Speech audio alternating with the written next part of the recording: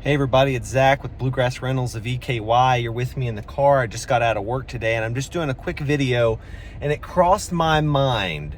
Gold prices are selling at an all-time high right now. Gold is at its most expensive it has been in a very long time. Maybe not all-time high, but nearing or passing it at this point. What does that tell us about the housing market? So stocks are roaring despite the political and economic climate of the globe and our world, and the socioeconomic factors of our world at this time. Stocks appear to be unaffected, and that's never really been the case. If the world's on the brink of World War III, as we're seeing, if the world is in all the political turmoil with assassination attempts, presidential dropouts, these types of things typically would affect the confidence of the US dollar and affect people's confidence in investing. But that doesn't seem to be happening.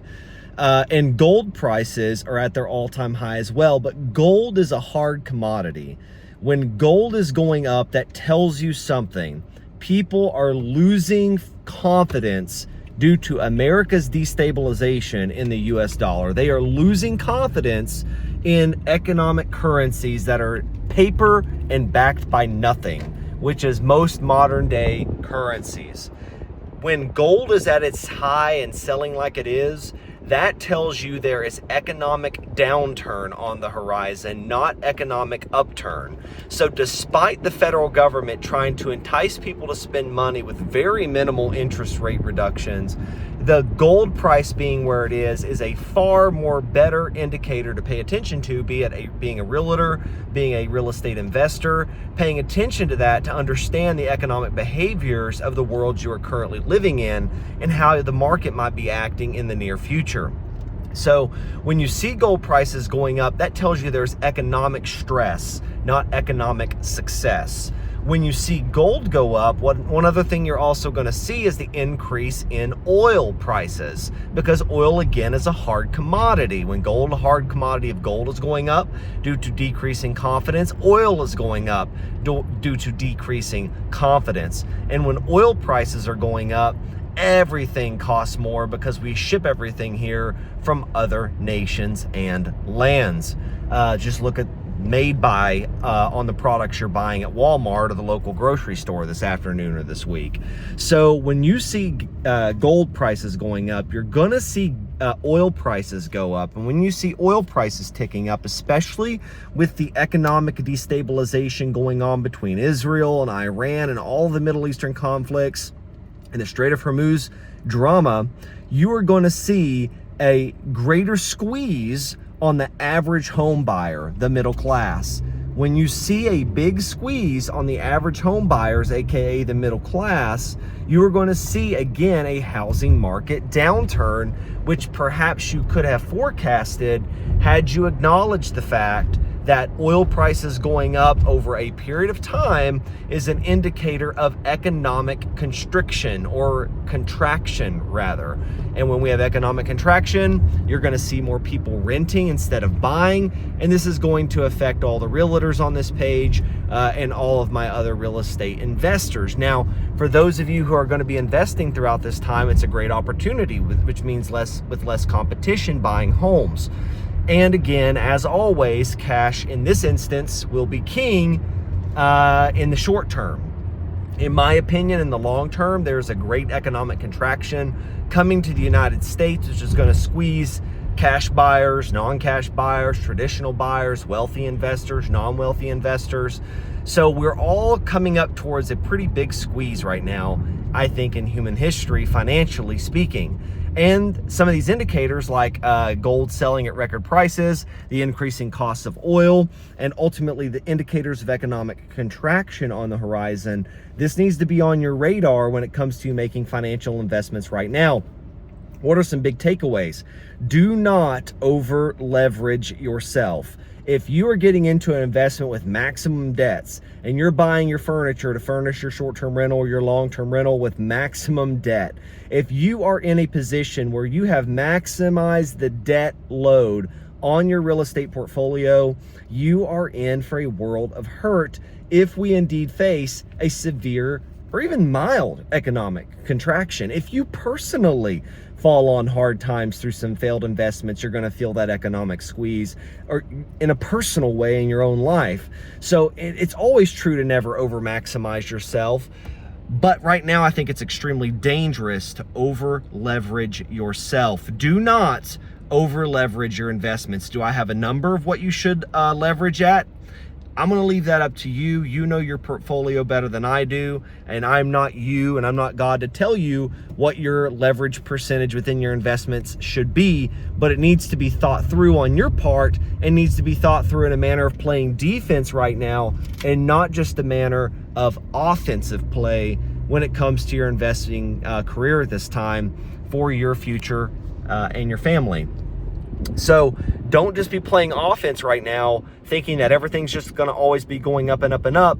A system of endless up and up and up can never sustain that pace. It cannot go on like it is right now.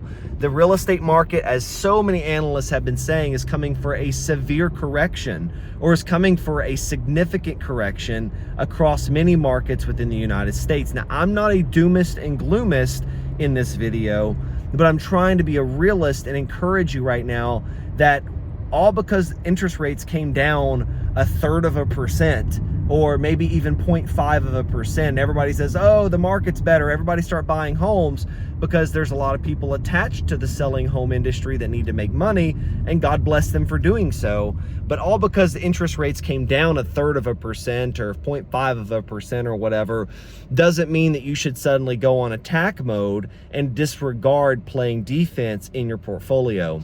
So there's something to be said right now, looking at the broader economic picture of the United States, that you need to be paying attention to, in my opinion, in order to not lose your butts in some purchases you could be making right now. Being starry-eyed in investing is a big mistake. I personally have been blinded and made foolish decisions because I became starry-eyed. Don't make that mistake. Look at the facts on paper and the world around you, and judge whether or not now is the time to maybe be paying down some of your debts rather than buying new properties, or reinvesting in your current assets, your current properties, in order to make them better as they are, rather than taking on a whole nother property. Again, I cannot personally tell you in a broad scope of a video like this what I think you should do. Send me maybe in the comment section below your personal situation, and I can respond back to you on what I think I would do. But am I the most experienced guy out there? No, in these investing portfolios. I'm just a nurse trying to get financial freedom for me and my family. I'm an average guy like you, working every day 9 to 5 like I just did just now today, in order to try and gain liberty for me and my family and set us up for a better financial future. So take that, in my opinion, with a grain of salt as you wish. But I see a lot of stress indicators in America right now, and this should not lead you to having confidence in the real estate market, which the federal government is incentivized to get you to take on a pseudo-fake confidence by manipulating interest rates up or down barely any, in order to try to make people think, well, we may drop interest rates more in the near future. We don't know, knowing good and well what their plan is already, I'm sure. So that's just what I wanted to share with you today.